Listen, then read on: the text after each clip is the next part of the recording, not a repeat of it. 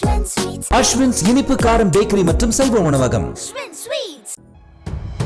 நடிகர் விஜய் கட்சி ஆரம்பித்ததில் இருந்து ஜான் ஆரோக்கியசாமி தான் வியூக வகுப்பாளராக இருந்து வருகிறார். கட்சி அறிவிப்பு வெளியிட்டது தொடங்கி விக்கிரவாண்டி மாநாடு, பரந்தூர் விசிட் என தவேகாவின் ஒவ்வொரு நகர்வுகளையும் வடிவமைத்து கொடுத்தது ஜான் ஆரோக்கியசாமி குழுதான். தனது நம்பிக்கைக்குரிய வட்டத்தில் ஜான் ஆரோக்கியசாமியை வைத்திருந்த விஜய் வெறும் வியூகம் வகுப்பதை தாண்டி நிர்வாகிகள் நியமனம் வரை தலையிட சுதந்திரம் அளித்தார்.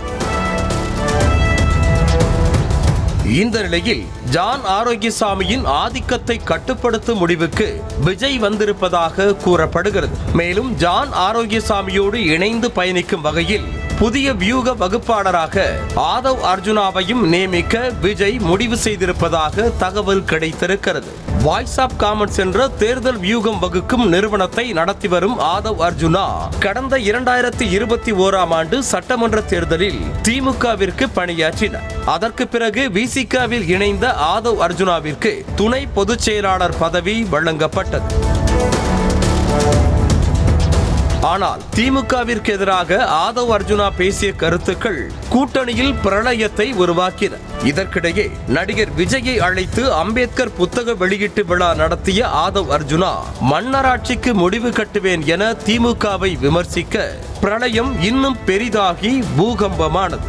இதற்கு பிறகு விசிகாவில் இருந்து நீக்கப்பட்ட ஆதவ் அர்ஜுனா பின்னர் தாமே விலகிக் கொள்வதாக அறிவித்தார். விசிகாவில் இருந்து ஆதவ் அர்ஜுனா விலகிய போதே அவர் தமிழக வெற்றிக் கழகத்தில் இணையவிருப்பதாக தகவல்கள் உலா வந்தன.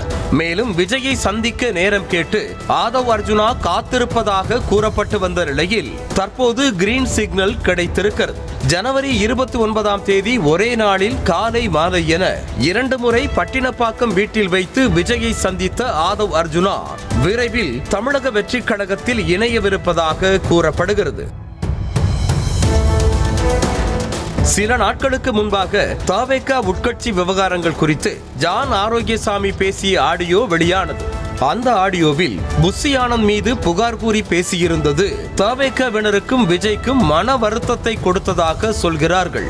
அத்தோடு விஜய் கட்சி தொடங்கியதுமே மாற்றுக் கட்சியில் இருக்கும் பலரும் விஜய் கட்சிக்கு வர விருப்பம் தெரிவித்து அணுகியதாக கூறப்படுகிறது.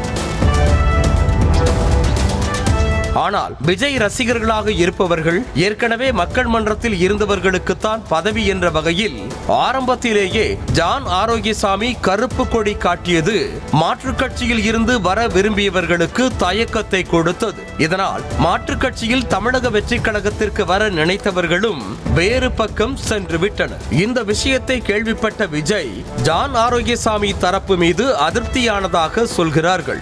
இந்த சூழலில் மாவட்ட செயலாளர்களுக்கான நேர்காணலிலும் ஜான் ஆரோக்கியசாமிக்கு எதிர்ப்பு குரல் எழுந்ததாக கூறப்படுகிறது. மேலும் கட்சியில் நடக்கும் கான்பிடென்ஷியல் விஷயங்களை ஜான் ஆரோக்கியசாமி தரப்பு வெளியில் கசிய விடுவதும் தவேகாவிற்கு தலைவலியாக மாறியதாக சொல்கிறார்கள்.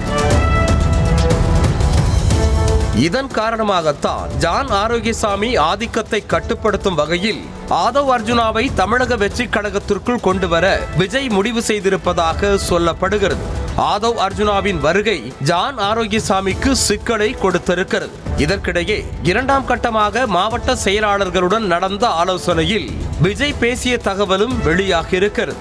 கட்சியின் கட்டமைப்புக்கு வலு சேர்க்கும் வகையில் சிறந்த தொண்டர்களை நியமிக்க வேண்டும் என்ற விஜய் கட்சிக்காக உழைக்கும் அனைவருக்கும் உரிய வாய்ப்பும் பிரதிநிதித்துவமும் கிடைக்க வேண்டும் என்றும் தவறும் பட்சத்தில் மாவட்ட செயலாளர்கள் மீதுதான் நடவடிக்கை பாயும் என எச்சரிக்கை விடுத்திருப்பதாக கூறப்படுகிறது.